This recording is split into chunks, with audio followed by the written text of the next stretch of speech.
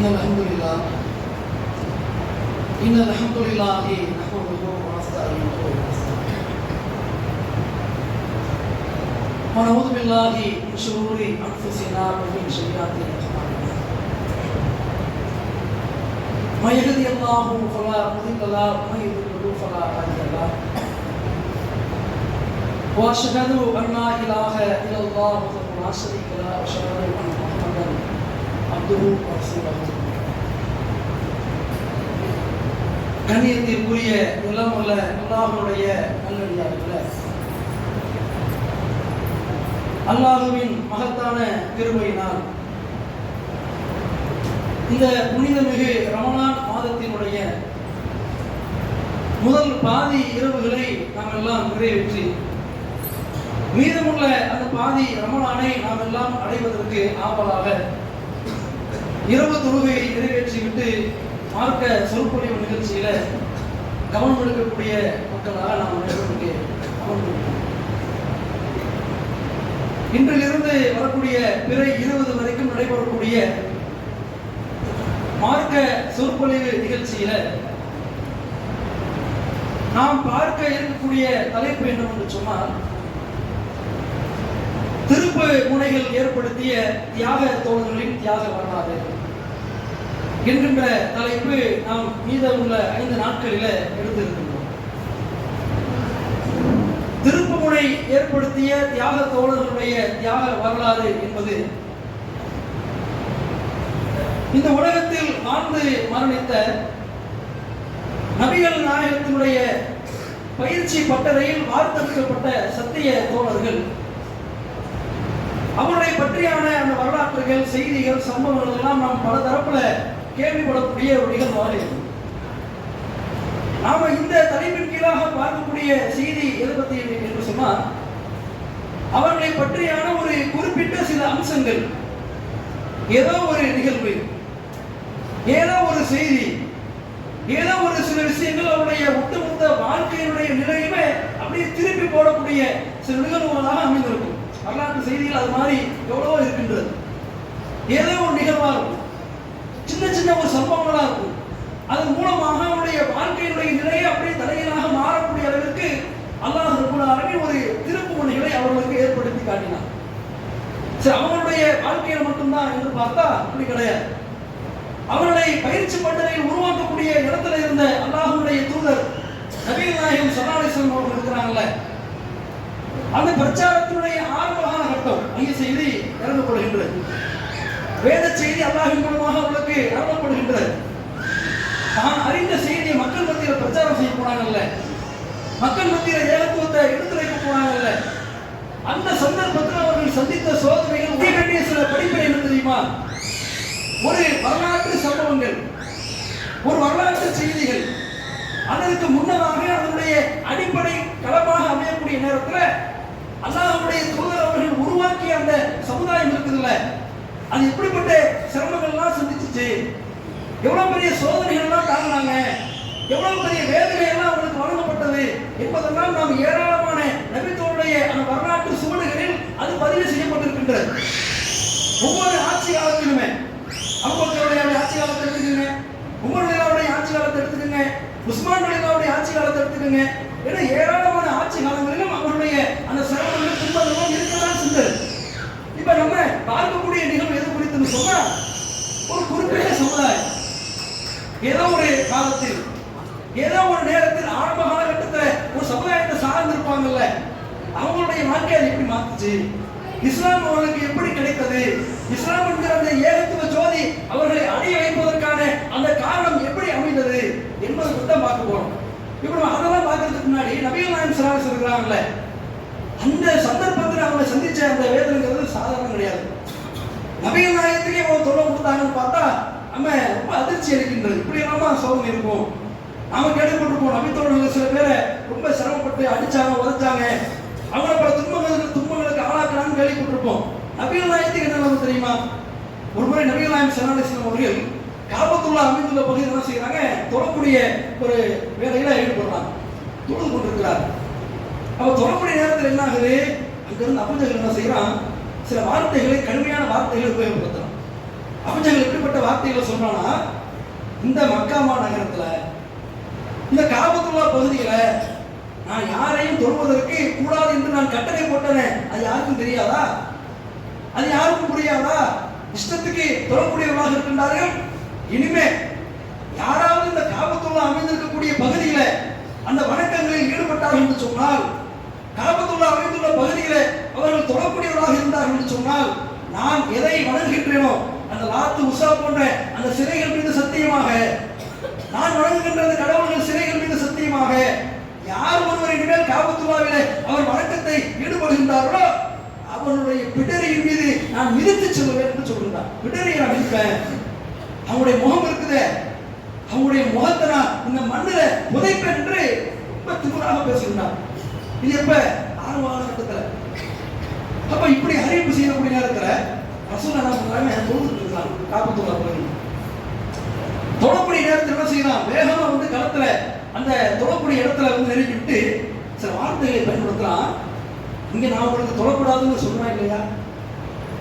இங்க நான் உங்களை வணக்க வழிபாடு செய்யக்கூடாதுன்னு சொல்றா இல்லையா? எதையுமே கேட்காம இங்க வணக்க வழிபாடு ஈடுபடுறீங்க என்று சொல்லி தாக்குவதற்காக அவர் இருந்தார். யார? அல்லாஹ்வுடைய தூதர்.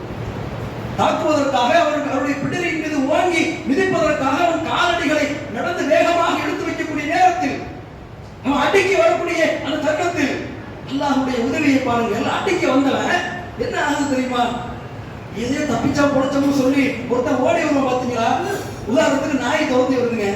நாய் துரத்தி வரும்போது எப்படி ஒண்ணு தப்பிச்சா பிடிச்சோன்னே ஓடி வருவான். எப்படியாவது எஸ்கேப் பண்ணா போதும்பா, எப்படி வேகமா வருவான். அது மாதிரி என்ன பண்றான்? வேகமா அடிக்க வந்த அந்த அபூஜஹல், ஓங்கி மிதிக்க வந்த அந்த அபூஜஹல், என்ன நடக்குது வரலாற்று செய்தியை பார்க்க முடிகின்றது.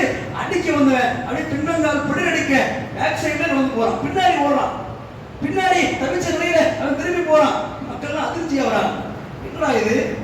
அடிக்க போன அபூஜஹல் ஏதோ பிடரில மிதிப்பேன்னு சொன்னாரு, வீர வசனமான பேசினாரு. இங்க பார்த்தா பின்னாடி பின்னங்கால் பிடிக்க ஓடி வருகின்றாரு. மக்கள்லாம் ஆச்சரியப்படுறாங்க. என்னடா இது? என்ன ஆச்சு இவருக்கு? ஏதோ ஒன்று ஆகி போச்சா? பைத்தியம் கொடுத்து என்ன ஆச்சுன்னு தெரியலையே, இவர் பாட்டு பின்னாடி வராரு என்று மக்கள் ஆச்சரியப்படுறாங்க. அப்ப போய் கேட்கலாம், ஏன் என்ன ஆச்சு உங்களுக்கு? ஏன் பின்னாடி வரீங்க? ஏதோ ஆயிடுச்சா உங்களுக்கு? அடிக்க போறேன்னு போனீங்க, வேகமா கிளம்புனீங்க, என்ன காரணம்? வந்து என்ன அவசியம் என்று கேட்கின்றார். அப்ப அபூஜஹல் சொல்றான், இல்ல நான் அவரை நெருங்கக்கூடிய நேரத்தில், நான் அவரை சந்திக்கக்கூடிய நேரத்தில், பக்கத்துல போகக்கூடிய தருவாயில் எனக்கு அவருக்கு இடையில ஏதோ தீக்கிழங்கு இருப்பதை போன்ற ஒரு உணர்வு, ஏதோ ஒன்று இறகுகளை அடிப்பதை போன்று எனக்கு ஒரு உணர்வு, அதனால நான் பின்னாடி வந்தேன் என்று சொன்னார். அப்ப ரசூலுல்லாஹி ஸல்லல்லாஹு அலைஹி வஸல்லம் சொன்னாங்க, அபூஜஹல் இருக்கிறானே, நான் காபத்துல்லாஹ்வை வணங்கக்கூடிய நேரத்தில், நான் காபத்துல்லாஹ்வை தொழக்கூடிய நேரத்தில் என்னுடைய அருகில் மட்டும் அவன் நெருங்கி இருந்தான் என்று சொன்னால், பக்கத்துல மட்டும் வந்திருந்தான், ரசூலுல்லாஹ் சொல்லக்கூடிய செய்தி அப்படியே பதிவு செய்யப்பட்டிருக்கிறது. ஏராளமான கிதாபுகளை பார்க்க முடிகின்றது. ரசூலுல்லாஹி ஸல்லல்லாஹு அலைஹி வஸல்லம் சொல்றாங்க, என் பக்கத்துல மட்டும் வந்தான்னு சொன்னான், வானவர்கள் என்ன செய்திருப்பார்கள் தெரியுமா? அவனுடைய ஒவ்வொரு உடல் உறுப்புகளையும் அப்படியே அக்கு வேறாக ஆணி வேறாக அந்த உறுப்புகளை பிடுங்கி பீத்திருப்பார்கள். அல்லாஹ்வுடைய உதவி அந்த இடத்துல கிடைக்கும். அல்லாஹ்வே திருமறை குர்ஆன்ல இந்த சம்பவத்தை அல்லாஹ் திருமறை குர்ஆன்ல பேசுறான். சூரத்துல் அலக் என்ற அத்தியாயம் அவன் அறிந்ததுதான். இக்ரா பிஸ்மி ரப்பிக்கல் லதீ ஹலக் ஹலக்கல் இன்சான மின் அலக் கேள்விப்பட்டிருக்கோம்ல. அந்த வசனத்துடைய இறுதியில அல்லாஹ் ரப்பல் ஆலமீன் சொல்லக்கூடிய செய்தியை நம்ம பார்க்க முடியும்.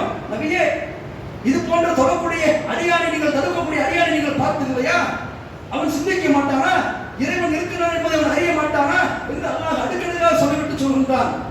எப்படிப்பட்ட வார்த்தை பார்த்து அல்லாஹ் சொல்கின்றான், ஃபல் எதுவும் ஆதியா, அவன் படை அழைக்கணும். அவன் சொல்றான், குறைசியர்கள் அந்த அபூஜஹல் சொன்னால, என் ஆளை கூட்டிட்டு வரேன், நான் அடிக்கிறதுக்கு ஆளை திரட்டிட்டு வரேன், மக்கத்து குறைசியர்கள் ஒன்று திரட்டுறேன், காபத்துல்லாஹ்வை யார் தொழறான்னு நான் பார்க்கணும்னு சொன்னானே, அல்லாஹ் சொல்றான், ஃபல் எதுவும் ஆதியா, அவன் படையை அழைச்சிட்டு வரட்டும், அவன் படையை திரட்டிட்டு வரட்டும். சனது சவாரியா, நாம அழைக்கிறோம். யார் அழைக்கிறோம் தெரியுமா? நரகத்தினுடைய பாதுகாப்பு நாங்கள் அழைக்கிறோம்பா. நீ கூப்பிடு, மக்கத்து காஃபிரை கூப்பிடு, இன்னும் உலகத்தில் கூட யார் வேணாலும் திரட்டி வா, அல்லாஹ் சொல்கின்றான். நான் கூப்பிடுவேன், அல்லாஹ்வே சொல்றான், நாம் அழைப்போம். நரகத்தினுடைய பாதுகாப்பு நாம் அழைப்போம், நரகத்தினுடைய பாதுகாப்பு அழைப்போம். உனக்கு கடுமையான வேதனை இருக்கின்றது. அல்லாஹ் லா துதீஹு வ சுஜூது வ தரீம். அல்லாஹ் சொல்றான், உனக்கு கண்டு நீ பயப்படாதீங்க, இவனை கண்டு நீங்க பயந்து தொலையை விட்டு விடாதீர்கள், அஞ்சாதீர்கள். மன்னர் வந்தாலும் சரி நான் பார்த்துக்கிறேன், நீங்க அல்லாஹ்விடத்துல சுஜூது செய்யுங்க, தொழுவுங்க, வணக்க வழிபாடு ஈடுபடுங்க என்று அல்லாஹ் ரப்பல் ஆலமீன் அல்லாஹ்வுடைய தூதருக்கு உத்வேகப்படுத்துகின்றான், உறுதிப்படுத்துகின்றான். பாருங்க ரசூலுல்லாஹ்வுக்கு நிலமா ஏகத்துவத்தை எடுத்துரைக்கக்கூடிய நேரத்தில் வகை செய்தியை மக்கள் மத்தியில் சுமந்து பிரச்சாரம் செய்யக்கூடிய நேரத்தில் அல்லாஹ்வுடைய தூதருக்கு இந்த சந்தர்ப்பம் சொன்னா இது மட்டுமா? தாய் நகரத்துக்கு பிரச்சாரம் பண்ண போவாங்க, அங்க என்ன நிலைமை? சும்மா விட்டாங்களா? மன உளைச்சல். இப்ப நான் பயன் பண்ணிட்டு இருக்கிறேன், உட்காந்து 10 நிமிஷம் பயன் பண்ணிட்டு இருக்கேன். நீங்க என்ன பண்றீங்க? கேட்காம அப்படியே நம்ம வேற சிந்தனையில் இருக்கணும் வச்சுங்க. ஏதோ கவனம் இல்லாமல் இருக்கிறோம், அல்லது அசால்ட்டா இருக்கிறோம், அல்லது புறக்கணிக்கிறோம், அல்லது கண்டு காணாம இருக்கிறோம், அது வேண்டாம் வெறுப்பா உட்காந்துருக்கிறோம். இப்படி இருந்தோம்னு சொன்னா எப்படி இருக்கும்? சகமா வீட்டில் எடுத்துக்கங்க, உங்க பிள்ளைக்கு நீங்க ஏதாவது வேலையை எழுதுறீங்க, ஏதோ அவங்க சொல்லிக் கொடுக்குறீங்க, அதெல்லாம் காதல் வாங்கிட்டு உங்க பிள்ளை போனுச்சுன்னா எவ்வளவு கோபம் வரும், எவ்வளவு வெறுப்பு வரும், எவ்வளவு வேகம் வரும். ரசூலுல்லாஹ்வுக்கு நடந்துச்சு.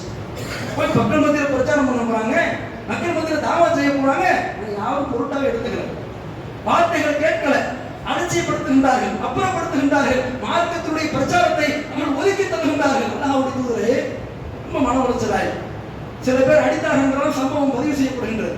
அடிக்கிறாங்க, வேதனைப்படுத்துறாங்க, அலட்சியப்படுத்துறாங்க. நபிகள் நாயகம் ஸல்லல்லாஹு அலைஹி வஸல்லம் அவர்கள் மயக்கம் விட்டு போறாங்க. யாருக்கு இந்த நிலைமை? நம்மளை மாதிரி மனிதர்களுக்கா? இல்ல, அல்லாஹ்வுடைய தூதருக்கு அந்த நிலைமை. மயக்கம் போடுறாங்க, தன்னுடைய சுய நினைவை இழக்கக்கூடிய அளவிற்கு அப்படிப்பட்ட துன்பங்களுக்கு அவர் ஆளாகின்றார்கள் தாயிஃப் நகரத்தில். அப்ப என்ன பண்ணா தெரியுமா?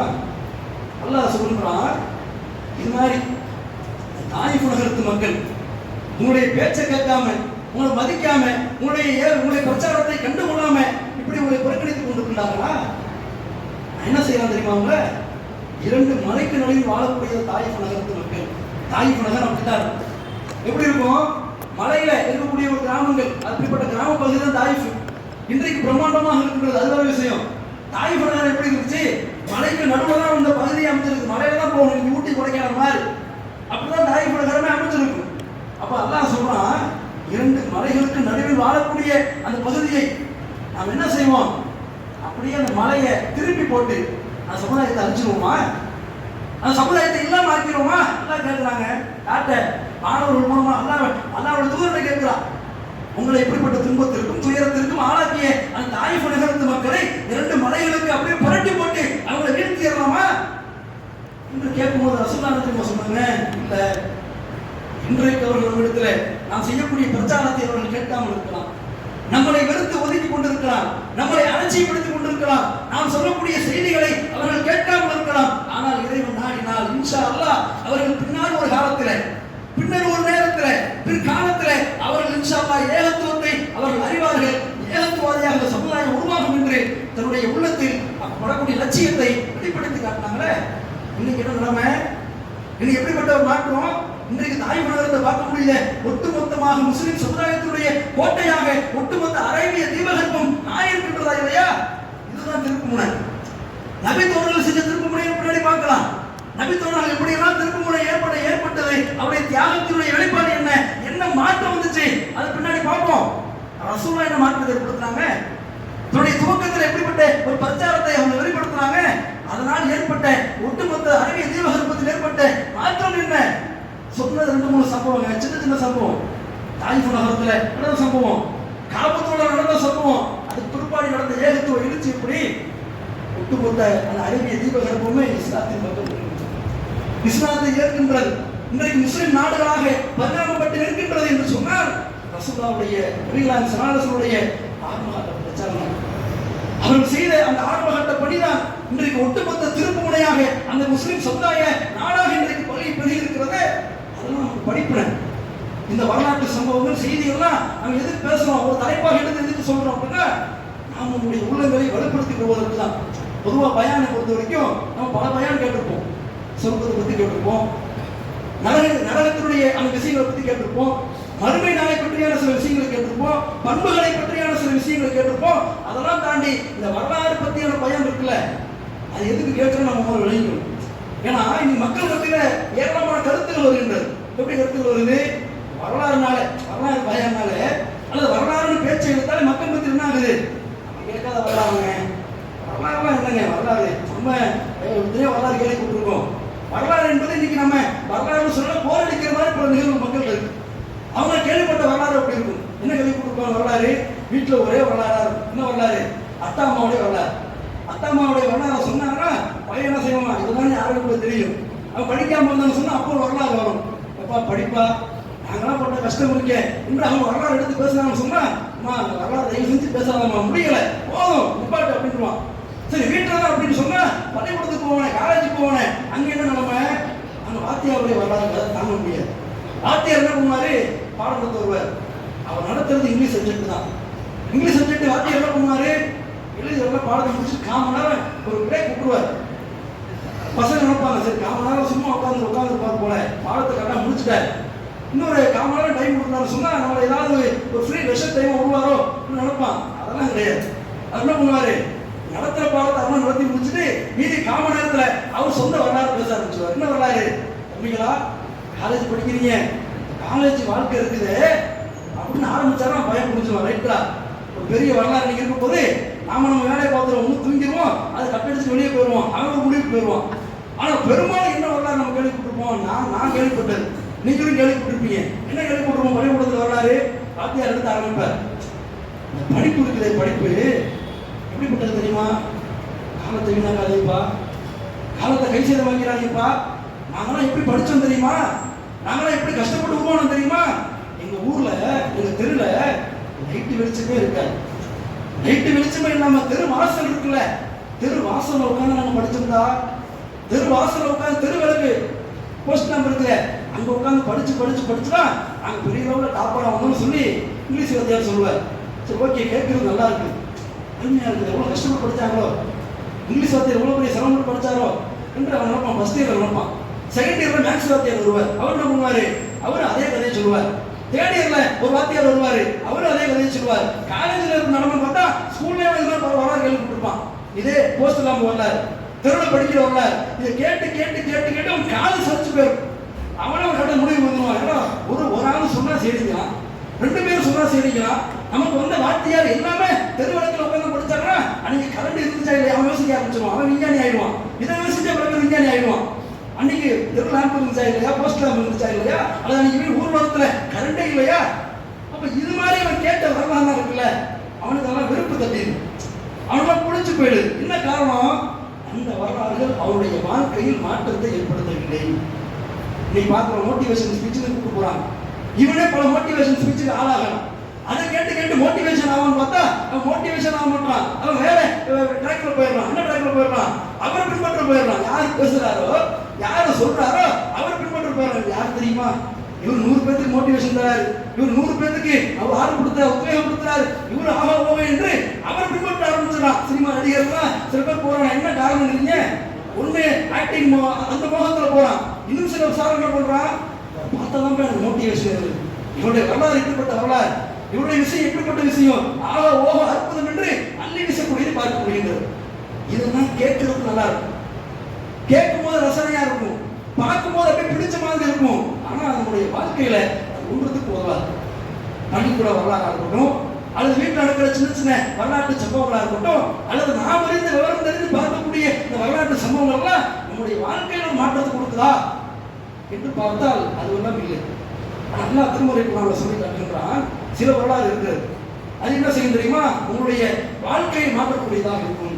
அல்லாஹ் திருமுறை குர்ஆனிலே நபிகளாருக்கு கட்டளை கொடுக்கின்றான். நபிகள் நாயகம் ஸல்லல்லாஹு அலைஹி வஸல்லுக்கு சில கட்டளைகளை கொடுக்கின்றான். நபியே, நீங்கள் வரலாறுகளை மக்களுக்கு கூறுவீராக, வரலாற்று செய்திகளை நீங்கள் மக்களுக்கு தெரிவிப்பீராக. அல்லக்கும் யத்தஃபக்கரூன், அந்த வரலாறுகளை அவர்கள் அறியக்கூடிய நேரத்தில், அந்த வரலாற்று செய்திகளை அவர்கள் புரியக்கூடிய நேரத்தில், லகத் கான ஃபீ அஸஸிஹிம் இப்ரத்துன் லிஉலில் அல்பாப், அல்லாஹ் பேசுகிறான். அந்த வரலாற்று சம்பவங்களிலே, வரலாற்று நிகழ்வுகளிலே சிந்திக்கக்கூடிய மக்களுக்கு அதில் படிப்பினை இருக்கின்றது என்று அல்லாஹ் பேசுகிறான். எதை பத்தி வரலாறு? நம்ம சொந்த வரலாறு கிடையாது, நம்முடைய சோக வரலாறு கிடையாது, பள்ளிக்கூட காலேஜ் வரலாறு கிடையாது, குடும்பத்தில் ஓடக்கூடிய வரலாறு கிடையாது, நண்பர்கள் ஓடக்கூடிய வரலாறு கிடையாது. அல்லாஹ் சொல்லக்கூடிய வரலாறு, அல்லாஹ்வுடைய தூதர் சொன்ன வரலாறு. அந்த வரலாற்று செய்திகளை, சம்பவங்களை எவர் ஒருவர் தன்னுடைய வாழ்க்கையில படிப்பினை பெறக்கூடிய நேரத்தில் அதை சிந்தித்து அவர் தெரியப்பட்டார் என்று சொன்னால் அவருடைய வாழ்க்கையில மிகப்பெரிய மாற்றம் ஏற்படும், அவருடைய வாழ்க்கையில கொள்கை உறுதி ஏற்படும். அவர் சரியான முறையில் சிந்தித்து அவர் பயன்பட்டார் என்று சொன்னால் அவருடைய வாழ்க்கையில மிகப்பெரும் திரும்புதல் ஏற்படும். அது அல்லாஹ்வுடைய வார்த்தையை நாம் பார்க்க முடிகின்றது. திருமறை குர்ஆனுடைய வசனம் நமக்கு பேசுகின்றது. பாருங்க, மத்த வரலாறு தூக்கி போடுங்க, அல்லாஹ் சொல்லக்கூடிய வரலாறு கேளுங்க. அல்லாஹ் அப்படிதான் சொல்லி கொடுக்குறான். அல்லாஹ் திருமறை குர்ஆன்ல வெறுமனே கட்டளைகள் மட்டும் போட்டுக்கலாம்ல ரசூலுல்லாஹ்வுக்கு? அல்லாஹ்வுடைய தூதருக்கு எனக்கு தொழக்கூடிய சமுதாயத்தை சொல்லுங்க, எனக்கு வழிபட சொல்லுங்க, எனக்கு கட்டுப்பட சொல்லுங்க, என்னை தவிர யாரையும் வணங்காதீங்கன்னு சொல்லுங்க, என்னுடைய பாதையில அவங்களை நல்ல முறையில் ஈடுபட சொல்லுங்க, இப்படி மட்டும் சொல்லிருக்கலாமே. ஆனா திருமறை குர்ஆன் எடுத்து பாருங்க, அல்லாஹ் அப்படியே பேசுறான். நல்லது கெட்டது மட்டுமா சொல்லிக் கொடுக்குறான்?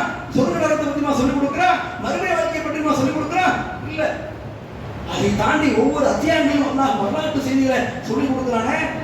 ஆதம் நபியை பத்தி பேசுறான், இப்ராஹிம் நபியை பத்தி பேசுறான், இஸ்மாயில் நபியை பத்தி பேசுறான், யூசுப் அலைஹிஸ்ஸலாம் பத்தி பேசுறான், யாக்கூப் நபி அலைஹிஸ்ஸலாம் பத்தி பேசுறான். எதுக்கு அல்லாஹ் பேசணும்? எதுக்கு மென்ஷன் பண்ணணும்? நபிகள் நாயகம் ஸல்லல்லாஹு அலைஹி வஸல்லம் அவங்களுக்கு அல்லாஹ் ரப்பல் ஆலமீன் வரலாற்று செய்தி மூலமாகத்தான் அவருடைய உள்ளங்களை உறுதிப்படுத்துகின்றான். எதுக்கு இந்த திருமறை குர்ஆன் வசனம் பேசிருக்கோம்? என்னையாவது அல்லாஹ்வுடைய வார்த்தை, அல்லாஹ்வுடைய வசனம், அல்லாஹ் நடத்துனான்னு சொன்னா அவருடைய வல்லமைகளை மட்டும், அவருடைய அற்புதங்களை மட்டும், அவருடைய சிறப்புகளை மட்டும் அல்லாஹ் சொல்லிட்டு போயிருக்கலாமே திருமறை குர்ஆன் வசனங்கள்ல. ஏன் அப்படி சொல்லல? ஒவ்வொரு நேரங்களிலும் தருணங்களிலும் நபிகளாருடைய வாழ்க்கையில் கொள்கை உறுதி ஏற்படுத்தப்பட வேண்டும்.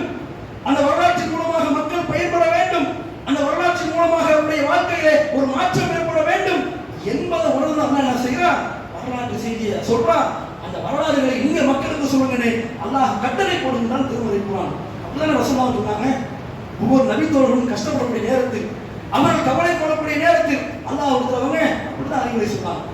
ஒருமுறை ஹப்பாபின் அறுத்து கூட ரொம்ப வேதனைப்பட்டு வருவார். அடிச்சு அவருடைய முதுகு பகுதியெல்லாம் காயமா கிடக்கும்.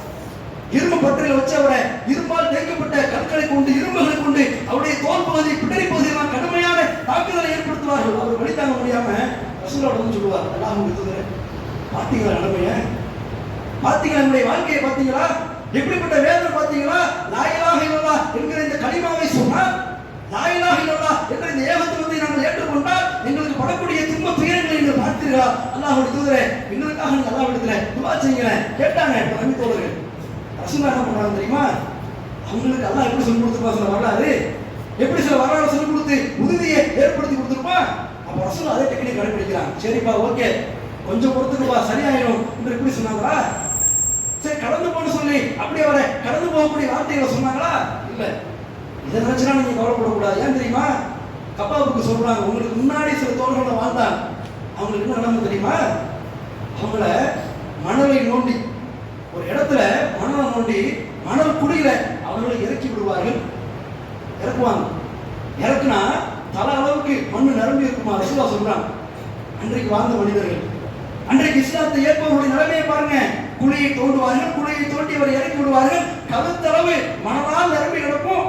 அப்படி நிரம்பக்கூடிய நேரத்துல ரம்பங்களை எடுத்து தான் செய்வாங்க, கடுமையான ரம்பம்.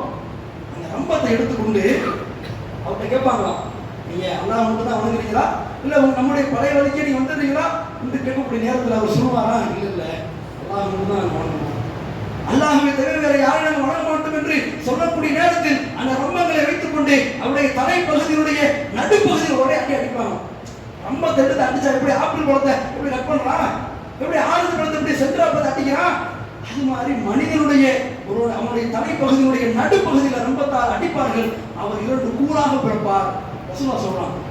இப்படியெல்லாம் மக்கள் கஷ்டப்பட்டாங்களே, இப்படியெல்லாம் மக்கள் வேதனைப்பட்டாங்களே, இஸ்லாத்தை ஏற்றுக்கொண்ட காரணத்தினால் இவ்வளவு சிரமங்களுக்கு அவர் ஆளாக்கப்பட்டார்களே, அதை ஒப்பிட்டு பார்த்தா இதுவெல்லாம் ஒரு சோதனை இல்லை. நீங்க உறுதியாக இருங்க, அல்லாஹ்வை நீங்கள் பொறுத்துக் கொள்ளுங்கள், அல்லாஹ் உங்களுக்கு உதவி செய்வான் என்று ரசூலுல்லாஹ்வே வரலாறு தான் சொல்றான். பொறுமை ஆறுதல் சொல்லிட்டு போயிருக்கலாம், அல்லாஹ் உங்களை உதவி செய்வான், அல்லாஹ் உங்களை பார்த்துக் கொள்வான், அமைதியா இருங்க சொல்லிட்டு போயிருக்கலாம் ரசூலுல்லாஹ். அதனால அவங்களுக்கு அறிவுரையை சொல்லிட்டு சில வரலாறுகளையும் சொல்லிக் கொடுக்குறாங்க. ஏன் வரலாறு சொல்லிக் கொடுக்குறாங்க? அது மூலமாக தான் உள்ள உறுதிப்படும், தாங்கும். எவ்வளவு அடிப்பட்டாலும் தாங்கும், எவ்வளவு வேதனைப்பட்டாலும் தாங்கும், எந்த சிரமம் வந்தாலும் தாங்கும், எப்படிப்பட்ட சூழல் வந்தாலும் தாங்கும். அவன் கேட்க கேட்க கேட்க கேட்க அவனுடைய வாழ்க்கையில மிகப்பெரும் பட்டை தீர்க்கப்பட்டு அவன் இந்த கொள்கையிலே உறுதியாக வளர வேண்டும் என்று சொன்னால் இந்த வரலாற்று சம்பவங்கள் நம்முடைய வாழ்க்கையில் மிகப்பெரும் மாற்றத்தை ஏற்படுத்தக்கூடிய ஒன்றாக இருக்கின்றது. இன்ஷா அல்லாஹ் நாளைய தினத்திலிருந்து இன்றைக்கு நாம் வரலாற்று சம்பவம் சம்பந்தமான சில முன்னுரைகளை பார்த்தோம். நாளைய தினத்திலிருந்து திருப்புமுனைகள் ஏற்படுத்திய தியாகத்தோழருடைய அந்த தியாக வரலாறு சம்பந்தமான செய்திகளை நாம் இன்ஷா அல்லாஹ் நாளைய தினத்திலிருந்து பார்ப்போம். ரஹ்மான் கேட்கக்கூடிய செய்திகளை நம்முடைய வாழ்க்கையில பயன்படக்கூடிய வகையில் அல்லாஹ் ஆக்கியிருப்பானாக என்று கூறி இந்த உரையை நிறைவு செய்கின்றோம். வாஹிர் தவானா அல்ஹம்துலில்லாஹி ரப்பில் ஆலமீன். அஸ்ஸலாமு அலைக்கும்.